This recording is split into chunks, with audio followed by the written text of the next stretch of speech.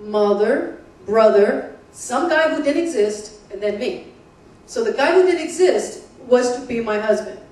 So in our culture, that person became sort of more primary. It's almost like there was this whole formulation of an idea of this guy who was going to be outside in the backyard playing with the kids and, you know, supporting me.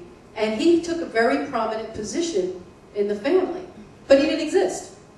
So the cultural influence around machismo was about making a priority for someone who didn't even exist, but that we were supposed to sort of hold a space for. And as time goes on, and as we go into, you know, further generations, the question is, do we want to continue to pass those ideas on to our daughters? That someone who doesn't exist has this priority position in the family when she herself may have other ideas about what she wants to do, other than maybe get married and be taken care of by somebody. So the further on we go with our discussions, the more it comes back to how are we going to raise our children? What is the message that we give to the children who are getting the message that someone who doesn't exist is more important than our girl children? Now, I was studying the way children's attitudes change over time. Now, I don't know if what I'm about to tell you is true cross-culturally, and maybe somebody else can address this.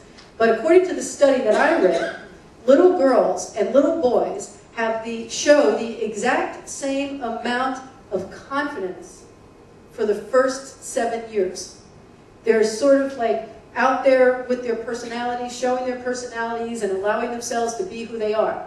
And then around between the ages of 8 and 9, things start to change.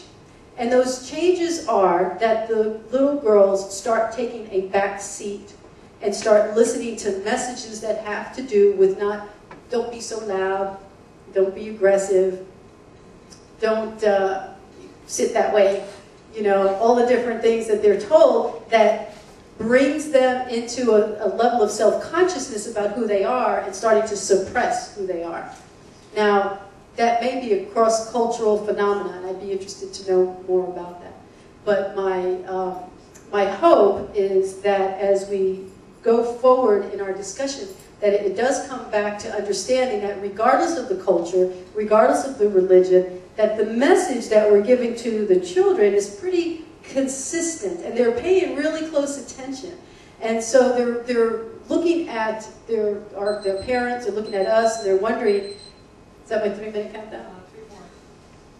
3 more. They're wondering who it is that they're going to be. So there is an opportunity for us always to talk to children about not repeating the sins of our father, so to speak, not repeating the same multi-generational mistakes that have been made in terms of doing things by force.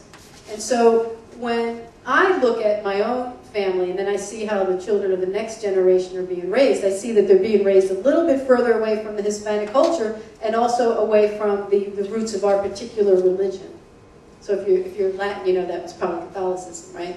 So there's nothing inherently wrong with Catholicism, but when we blend culture and religion together, we tend to have very rigid, dogmatic perspectives on how we're going to raise our children and what the rules are.